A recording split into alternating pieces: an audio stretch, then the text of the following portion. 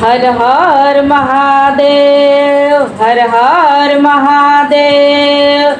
आए सबसे पहले अपने शिव गुरु के चरणों की प्रणाम, मैया भवानी के चरणों की प्रणाम, स्वर्गीय हरिंदर भैया के चरणों की प्रणाम, स्वर्गीय शक्ति स्वरूपा नीलम दीदी के चरणों की प्रणाम, समस्त गुरु भाई बहन के चरणों की प्रणाम। मेरा प्रणाम स्वीकार हो, हे महादेव जी मेरा प्रणाम स्वीकार हो। ताई गुरु भाई बहन रउआ सभे के बीच में बहुत सुंदर कथा से एगो सेवा बा। देखी एगो कथा सुनने के बाद कि एगो लड़की के एगो तोता कैसे बाप बनल बड़े। एक कथा के का रहस्य बा, एक कथा के माध्यम से सुनी दीदी। आ देखी एक कथा के पूरा सुने, काहे कि एक कथा में बहुत सीख बा, बहुत ज्ञान छिपल बा। एक कथा के माध्यम से सुनी। आई चैनल के सब्सक्राइब कर लें, कमेंट में हर हर महादेव जरूर लिखें, काहे कि हर हर महादेव लिखला से ई मन जौन बा मन के शुद्धि होला, मन निर्मल पवित्र होला। हर हर महादेव के शब्द ऐसा शब्द ह। ताई कथा के शुरू करिया।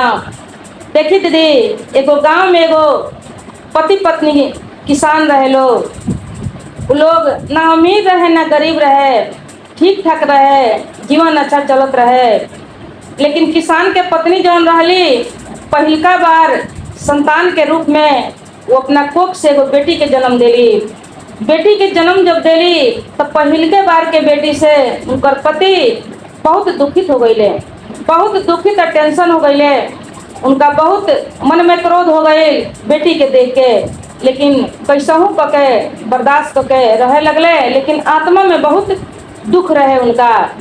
अब देखी उनकर दुखित स्थिति देख के उनकर पत्नी जौन बा उहो बहुत दुखित रहस कि पहला बार तो बेटी भइल बा, लेकिन एहू में हमरा पति के मन में कितना दुख बा। अब बेचारी बहुत दुख से रहे लगली।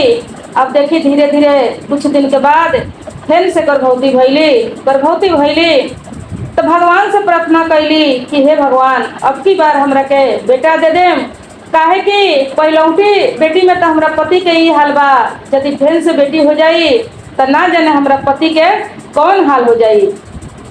अब देखिए गुरु बहना, संजोग बस फिर दोबारा उनका बेटिए हो जाता। काहे कि अपन अख्तियार नहीं है, अपना मंगला से कुछ ना होई, जौन बनौले रह जाई उहे बनिहारी मिली। फिर से उनका बेटी हो गई। जब बेटी हो गई तब की बार तक किसान के एकदम सकनाचूर हो गईले, बहुत ज्यादा अपना पत्नी पर नाराज हो गईले।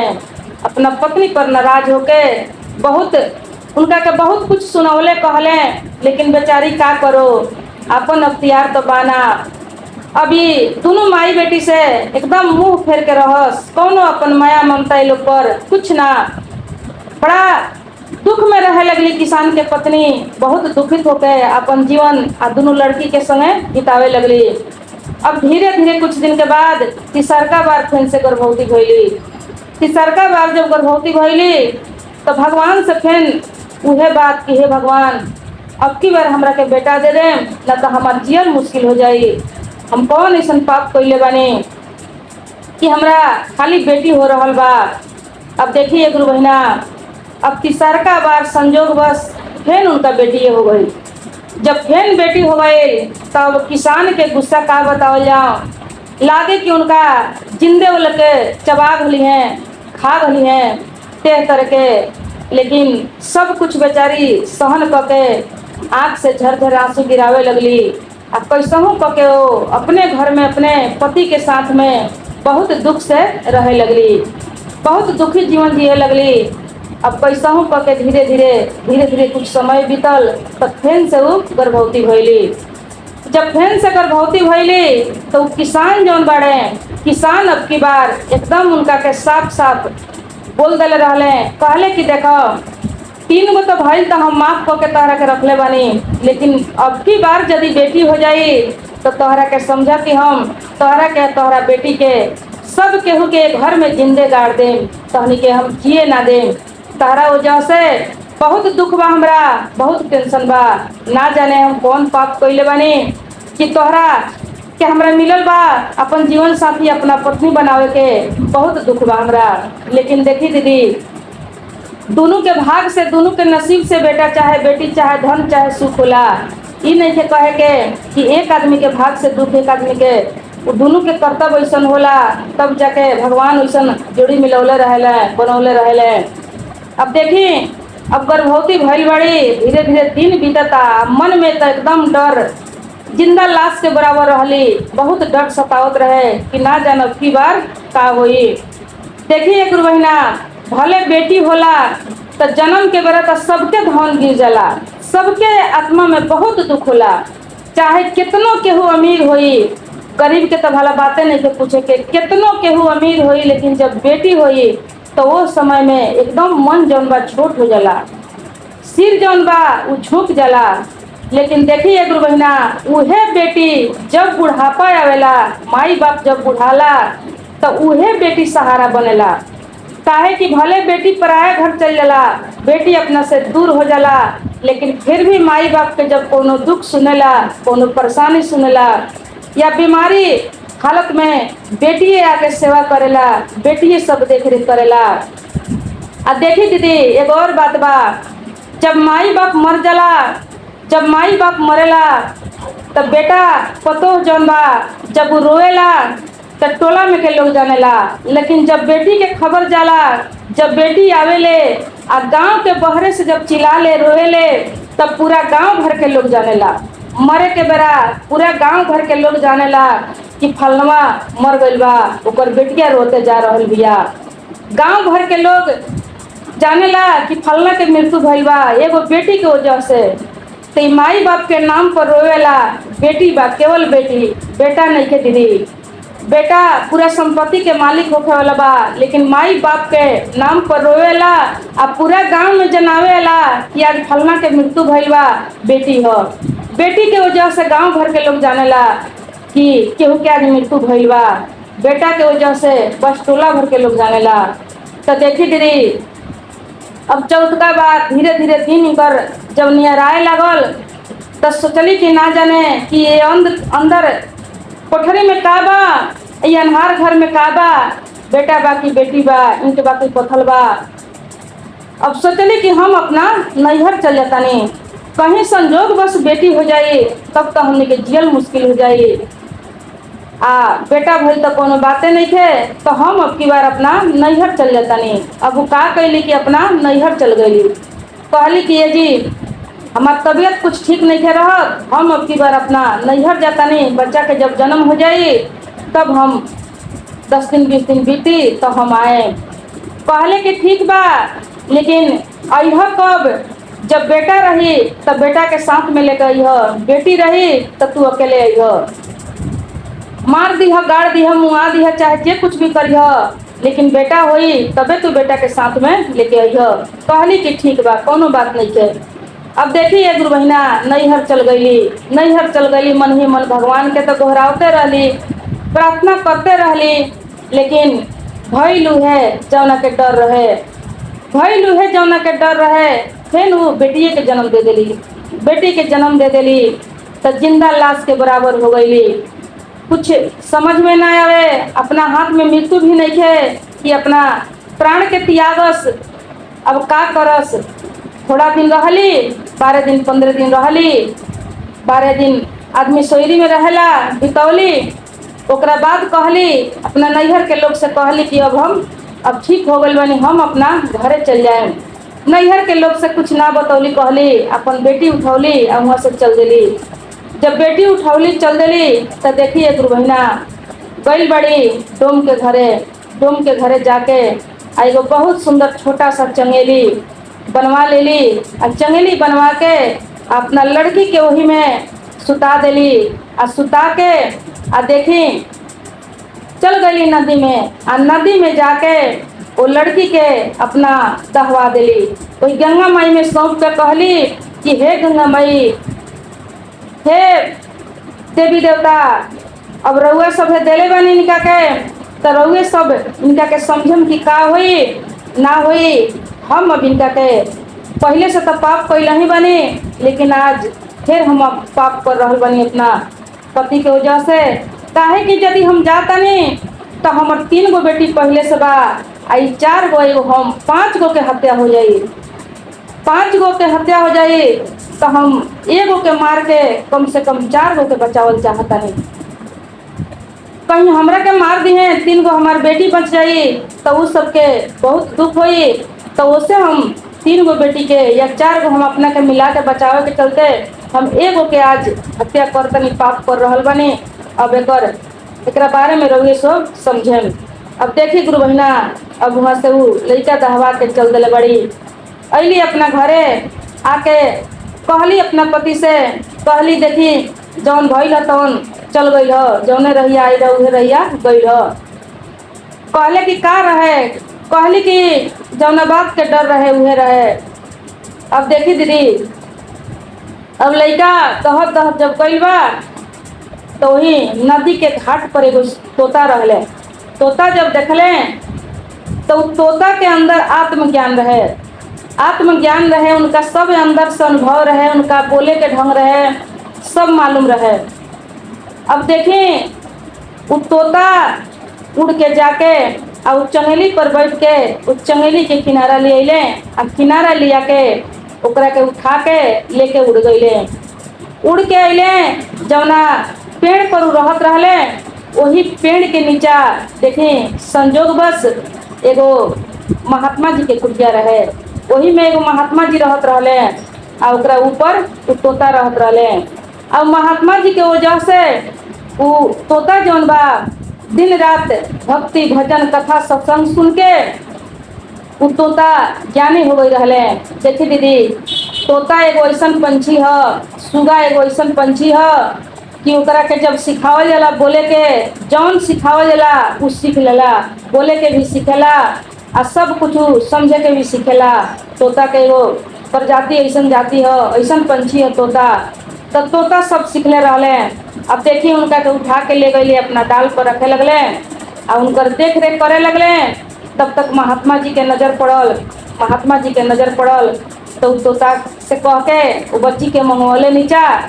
तोता कहले कि ये लड़की के आज से बाप हम बनी, जाके नदी में से ना जाने कौन ऐसन पापी माई अभागिन माई ये लड़की के छोड़ दिले रखियो, आज से तोता के बाप हम बनी, उनकर प्रवस्ती हम करें।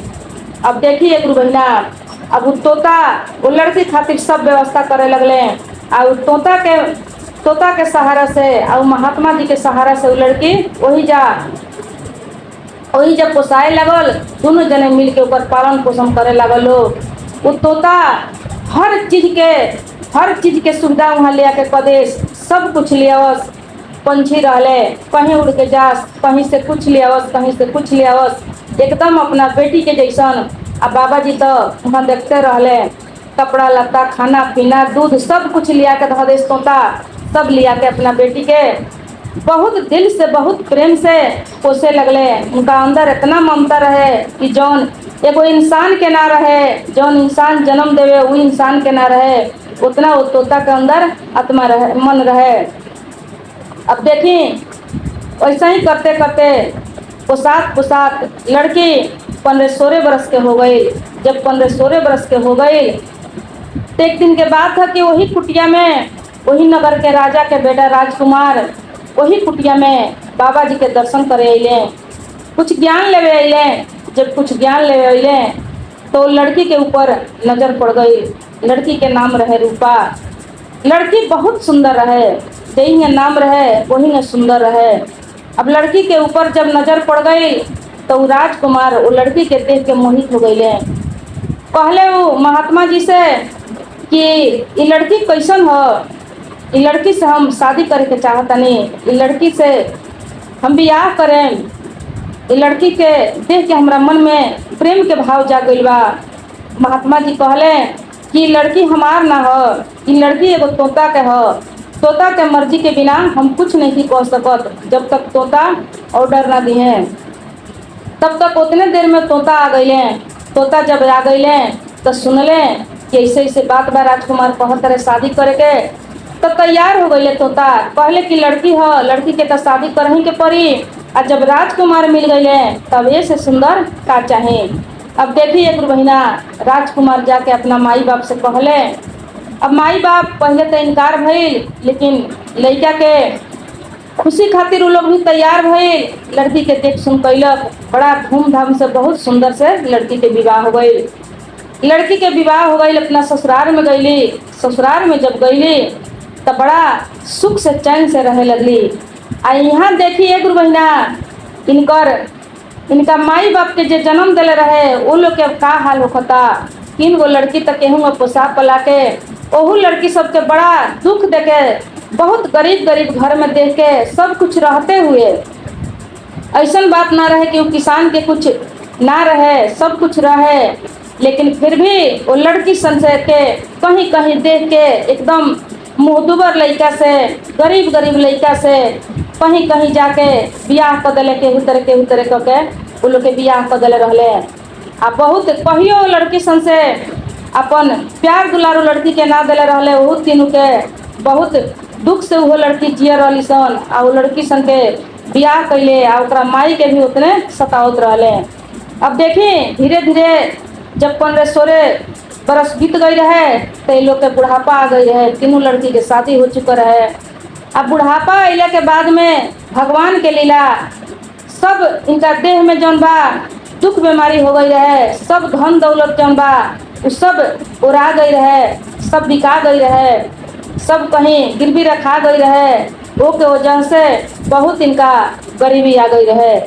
बेटी दामाद भी जौन रहे गरीब रहे, उके अपना जिए के ठिकान न रहे। तो ये लोग के का देखी, अब बहुत गरीबी आ गई रहे। अब गरीबी के वजह से ये लोग के ऐसा स्थिति आ गई है कि दोनों जने के भीख मांगे के पड़ गई रहे। अभी भिखारी बन गई रहे लोग। अब देखिए गुरु बहिना, एक दिन के बात हो कि राजकुमारी और राजकुमार दोनों जने के शादी के कुछ दिन बीतल तो वो लोग गए लोग महादेव जी के मंदिर में दर्शन करे। बहुत एगो भारी मंदिर है महादेव जी के, वही लोग के नगर में वो मंदिर रहे, वहाँ धाम रहे वो मंदिर के नाम से। वही जब दर्शन करे गई लोग, जब दर्शन करे गई वालो तो देखी वही जा उनकर माई या बाप जौन बा वो लोग भिक्षा मांगत रहे। वो मंदिर में जाके वो लोग भिक्षा मांगे, घूम घूम के भी भिक्षा मांगे। जब भिक्षा मांगे गई वालो तो वहाँ बहुत भीड़ रहे वो मंदिर में। जब बहुत भीड़ रहे तो लड़की जब दर्शन करके निकलत रहे तो देखी भीड़ के वजह से वो अपना माई से वो लड़की के धक्का लागल। जब धक्का लागल तो भिखारी जौन रहली एकदम बूढ़ रहली, दुबला पतला रहली, वो गिर गई वहाँ। जब गिर गई तो वो बेहोश हो गई तो लड़की जौन बिया देख के उनका के वही जा रुक गई और रुक के उनका के उठावे लागल। माई माई कहे लागल कि ये माई केंग हो गई तहरा, का हो गई तहरा। अब देखी अब बहुत देर के बाद वो होश में अली। जब होश में अली लड़की के चेहरा पर जब उनका नजर पड़ता तो देखिए गुरु बहिना, उनका अंदर से ममता छलक उठता। अब कहतरी ये बेटी तू के हो का हो। अब देखिए गुरु बहिना, वो लड़की के बावे नाक के सिके गाल पर एगो काला तिल रहे जन्म के बेर से। वो तिल जौन बा वो तिल के ऊपर जब उनका नजर पड़ल तो उनका अंदर ममता के एगो भाव छलक गई। अब जब लड़की माई माई कहलस कि ये माई का हुआ तहरा, कैसे गिर गई हो, माफ कर हमरा के, हम जानबूझ के ना गिरौनी हो। अब देखें अब वो कह तारी कि ये बेटी तू के हऊ जो हमरा के माई कह तारू।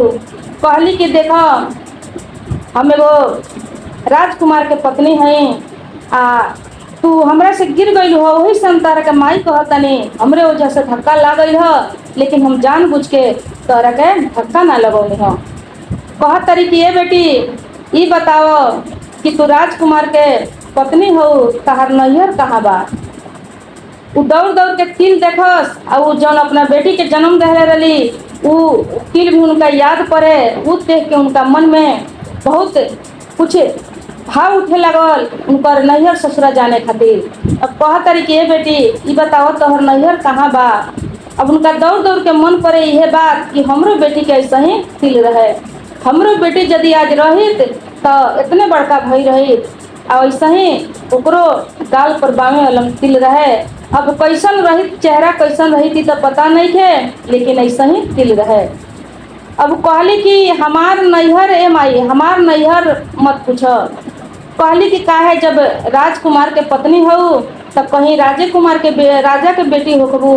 कहली कि ना, हम एगो तोता के बेटी हई, हम एगो तोता के बेटी हई। हमरा नैहर में केहू नहीं थे, हमर बाप एगो तोता बाड़े और वहाँ एगो महात्मा जी बाड़े, बस दू ही आदमी बा, हमरा दोसर केहू नहीं थे। अब इतना बात सुन के चकित हो गई लोग दोनों बूढ़ा बूढ़ी कि तोता कैसे एगो इंसानी बच्चा के जन्म दे सकता। कहली कि ए बेटी, तू अपना तोता बाप से और महात्मा जी से एक बार हमरा के मिला दो, हमरा के भेंट करा दो। महात्मा जी से हम भेंट करे के चाहतनी और तोता के भी देखे के चाहतनी कि तोता कैसे इंसानी बच्चा के जन्म दिले बा। कहली लड़की कि हम तो कुछ नहीं जानत कि कैसे जन्म दिले बा, लेकिन हमार बाप तोते होंगे, काहे ना हम लोग सब के भेंट करा दे हैं। अब देखिए गुरु बहिना, अब दोनों जने के वहाँ से लेके दोनों पति पत्नी राजकुमार आई राजकुमारी वहाँ से चलल बालो, आइल बालो अपना नैहर कुटिया में आइल बड़ी। कुटिया में जब आइल बड़ी तो आके वो महात्मा जी के प्रणाम पति कैलक लो आ कहतरी कि ये महात्मा जी, रउआ हमरा से ही बताई कि लड़की के जन्म तोता कैसे दिले बड़े। आज तक ले तो कोनो पशु पंछी इंसानी बच्चा के जन्म नहीं के दिले, लेकिन आज सुन के कि ये लड़की के जन्म तोता दिले बड़े तो बड़ा आश्चर्य भइल बा, बहुत मन चकित भइल बा कि सब कैसे भइल बा। तो महात्मा जी कहले कि देखो बेटी, बात तो सही बा कि लड़की के बाप जे बा वो तोता होंगे, लेकिन वो तोता इनका के जन्म नहीं खन दिले, वो तोता इनका के जन्म नहीं खन दिले। आज से 16-17 बरस पहले नदी में ही दहात रहली, नदी में दहात रही एगो छोटा सा चंगेली रहे, वही चंगेली में ही दहात जात रही। तो तोता जे बा वहाँ से उठा के ले अइले, काहे कि तोता हमरा पास रहत रहले, उनका सब ज्ञान रहे, उनका बोले के ढंग रहे, सब कुछ उनका मालूम रहे। अब वो तोता जब ले अइले तो वही दिन से लिया के वो तोता ये लड़की के बाप बन गईले। कहले कि हम इनकर बाप हई, आई हमार धर्म के बेटी हई, पूरा इनकर पालन पोषण करे लगले, सब चीज़ के सुविधा यहाँ लिया के पुगावे लगले, सब सामान जुटावे लगले। बहुत प्यार से बहुत दुलार से ये लड़की के पलले। ओकरा बाद में हमार भी इनमें सहारा रहे, हमरा सहयोग से और तोता के सहयोग से ये लड़की बड़ भैली। ओकरे बाद में भाग इनकर देखो ना जान कैसन माई रहे कि ये लड़की के नदी में फेंक दल रहे, लेकिन देखो भाग ऐसा रहे लड़की के अंश में तो राजयोग लिखा रहे, राजकुमार से शादी हो गई। लेकिन कैसन अभागिन माई रहे, जैसन सुंदर लड़की के पानी में फेंक दलक, आया वही लड़की के आज देखो कि राजकुमार से शादी हुई बा, महारानी बन चुकल बिया लड़की। अब देखिए गुरु बहिना, इतना बात जब सुनली तो कहली कि ये महात्मा जी ये बताई कि जौना झपोली में जौना चंगेली में तोता ले आई रहले का उ चंगेली बा कि कहीं टूट फाट गई बा।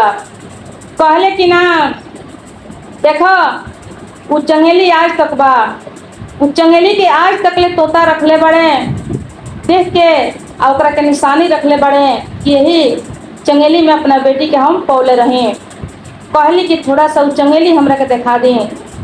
जब चंगेली वो तोता ले आके टांग के उठा के ले आओ तरे देता रहे, तब देख के गुरु बहिना झरझरे आँख से आंसू गिरावे लगली, झरझरे आँख से आंसू गिरावे लगली या कहतरी कि ये बाबा जी, हम ही हुआ भागिन हैं जौन इनका के नदी में हम फेंकले रहनी, हम ही पापी माई हैं कि हमार बेटी है।